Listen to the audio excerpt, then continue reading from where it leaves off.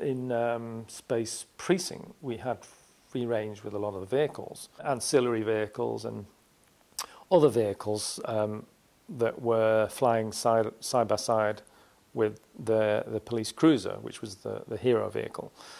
You know, if a character was you know, being chased or whatever, you know, we'd most of the time we'd have to stick to a Lincoln which was being shot over at Pinewood, which unfortunately had a fairly angular cab to it, and they were shooting it halfway down the door, so you could see that this was flats. And they said, well, providing you have that on top, you can do what you like with the bottom half, with the engines and with the underside and whatever. So that's all we could concentrate on. But occasionally, you know, you could do whatever you wanted. And I made this futuristic vehicle, which got nicknamed the Slipper because it was sort of pear-shaped, and it had a big glass canopy on it, and you could see the drivers in it, and there was an illumination, so you could see the faces of the drivers, and these were hung on wires and flown around like the cruisers. I'd made this in about 5 days, vac formed it, and stuck all the wires in and everything, and it went to the stage. And Steve Begg was the supervisor for the special effects. Said, I can't shoot this. The production will go crazy if I shoot this. It's too futuristic. You're going to show up the hero vehicle, which has clearly got, you know, Apollo technology bell jets on the sides, you know, and what I had was like an illuminated green ring bottom and the back, and it was clearly sort of anti-gravity or something. And he said, I can't use it, you know, in the shot. So he said, best I'll do is I'll just have it parked on a roof with other cars or something, so it won't be wasted completely.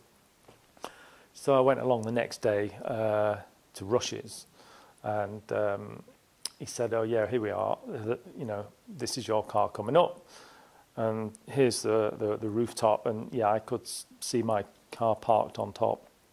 And then all of a sudden, bang, it exploded.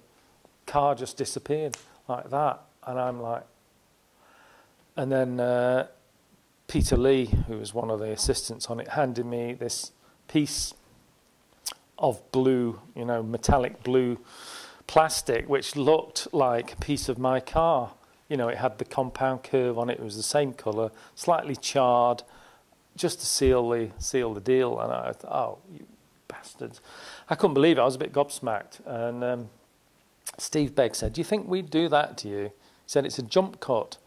What? I didn't know what a jump cut was at this point.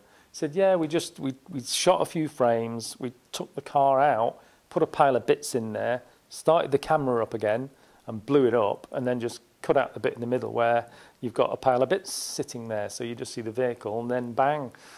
And it was very convincing and looked really good. And what they'd done is they'd snuck into the workshop and stole a piece of, or used the vac forming and made a piece to look exactly like it. Pinched the paint that I used so it was the same colour, and you know, just to do this gag, which it was warming in the end, because you think, well, they must love you to do stuff like that, you know. Yeah, a lot of effort for a gag. Yeah, so yeah, I took it well. I had to change it in the end and spray it another colour, yellow or something, and change it to something else. Because of the budget, we were rehashing stuff so that we could, you know, get the most money out of it, if you like. You know, rather than spend another 5 days making a new vehicle, just modify that one. So we did a lot of that. We did that with streets as well, and modified street sets and add some more dressing, you know, retrofitted, Blade Runner style, and Steve would shoot it again, and hopefully nobody would recognise it. But yeah, it would. I would have quite liked to have seen that flying around. You know, I mean, we've done a lot of creative stuff over the years, and you know you've done it. You know, you don't get credited for it, but you know it was your input. You know, yeah, it's strange that it just it sort of had a cheapness about it. Dodgy stories, or some of the performances, or I don't know, it's why it didn't take off, really. I think it was just the concept, the whole concept of it. Having a police force in orbit that then goes down to the planet and operates on the planet. Why would you do that? Why not have a police force based on the planet's surface?